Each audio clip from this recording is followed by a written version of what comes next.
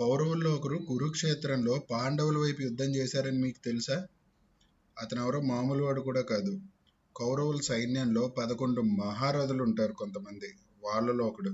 ఆయన ఎంత బలవంతుడంటే ఒకసారి 7,00,000 మంది సైన్యంతో ఆయన మీద యుద్ధానికి వెళ్తే వాళ్ళందరినీ చంపి ప్రాణాలతో బయటపడినవాడు. అతను ఎవరో తెలుసుకోవాలనుకుంటే ఈ వీడియో చివరిదాకా చూడండి. Welcome to voice of Vedic. Hindu history గురించి మీకోసం మీకు అర్థమయ్యే భాషలో మీ ముందుకు వచ్చేసాను. కౌరవుల్లో ఒకడు అయ్యుండి కురుక్షేత్రంలో పాండవుల తరపున యుద్ధం చేసిన అతను గురించి తెలుసుకునే ముందు అతను కౌరవుడు ఎలా అయ్యాడో తెలుసుకుందాం. ఫస్ట్, అతను ధృతరాష్ట్రుడికి పుట్టినవాడే కానీ గాంధారికి పుట్టినవాడే కాదు. ధృతరాష్ట్రుడు గాంధారి అంటే కౌరవుల వాళ్ళ మదర్ అండ్ ఫాదర్ అనమాట. కానీ ధృతరాష్ట్రుడు పుట్టాడు కానీ గాంధారికి పుట్టలేదు. అతను ఎవరికి పుట్టారంటే గాంధారి దగ్గర ఉండే పని మనిషి సుగాధ అనే ఆమెకు పుట్టాడు. ఆయన పేరు యుయుత్సు. గాంధారికి పుట్టకపోయినా ధృతరాష్ట్రుడికి పుట్టావు కాబట్టి కౌరవులు పాండవులతో పాటు ఆ యుద్ధ విద్యలన్నీ కూడా నేర్చుకున్నాడు. చిన్నప్పటి నుంచి అతను ఎప్పుడు ధర్మం వైపే ఉండేవాడు. దుర్యోధనుడు పాండవులను గురుకులంలో బాగా ఇబ్బంది పెట్టేవాడు. ఏదో ఒకటి చిలిపి పనులు, తుంటరి పనులు అన్నీ చేసి బాగా ఇబ్బంది పెట్టేవాడు. అలా చాలా చిలిపి పనుల నుంచి, తుంటరి పనుల నుంచి పాండవుల్ని కాపాడిన వాడు యుయుత్సు. అన్నిటికీ మించి ద్రౌపది వస్త్రాపహరణం అప్పుడు వికర్ణ అనే ఒక కౌరవుడు ద్రౌపది వస్త్రాపహరణాన్ని ఆపడానికి ట్రై చేశాడని మనకు తెలుసు. ఆ వికర్ణతో పాటు యుయుత్సు కూడా ఆపడానికి ట్రై చేశాడు. కానీ మిగతా కౌరవులు ఆపడంతో ఇద్దరూ ఏమీ చేయలేకపోయారు.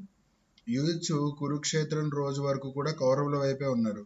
కానీ కురుక్షేత్రం మొదలయ్యే ముందు యుధిష్ఠిరుడు అంటే ధర్మరాజు చేసిన ఒక పని వల్ల యుయుత్సు పాండవుల వైపుకి వచ్చేసాడు. అదేంటంటే కురుక్షేత్రం మొదలయ్యే ముందు ధర్మరాజు 2 సైన్యాల మధ్యలోకి వచ్చి ఇలా గట్టిగా అనౌన్స్ చేశారు, నా వైపు ధర్మం ఉంది అని అనుకునే వాళ్ళు నా వైపుకి వచ్చేయచ్చు, కౌరవుల సైన్యంలో నుంచి నా వైపుకి వచ్చేయచ్చు. అలానే నా వైపు ధర్మం లేదు అని అనుకునే వాళ్ళు నా సైన్యంలో నుంచి కౌరవుల సైన్యంలోకి వెళ్ళిపోవచ్చు అని అన్నారు. అప్పుడు యుయుత్సు ఆలోచించాడు, ధృతరాష్ట్రుడికి పుట్టాను కాబట్టి బాధ్యతతో కౌరవుల వైపు ఉన్నాను. కానీ ఇప్పుడు నా బాధ్యత కంటే ధర్మమే ముఖ్యం, ధర్మమే గెలవాలి అని ఆలోచించి పాండవుల వైపు వచ్చేశారు. కురుక్షేత్రం అయిపోయాక ధృతరాష్ట్రుడు ఆయన్ని ఇంద్రప్రస్థ సామ్రాజ్యానికి రాజుగా నియమించారు. తర్వాత హస్తినాపురం పరీక్షిత్తుకి ఇచ్చేసినప్పుడు యుయుత్సుని హస్తినాపురంలో ఒక పెద్ద మినిస్టర్గా ఉంచారనమాట. దీన్ని బట్టి మనకు అర్థమైంది ఏంటంటే బాధ్యత వైపు ఉండాలా, ధర్మం వైపు ఉండాలా అనే సిచ్యువేషన్ మీ లైఫ్లో ఎప్పుడైనా వస్తే యుయుత్సుని ఒక్కసారి గుర్తు తెచ్చుకోండి.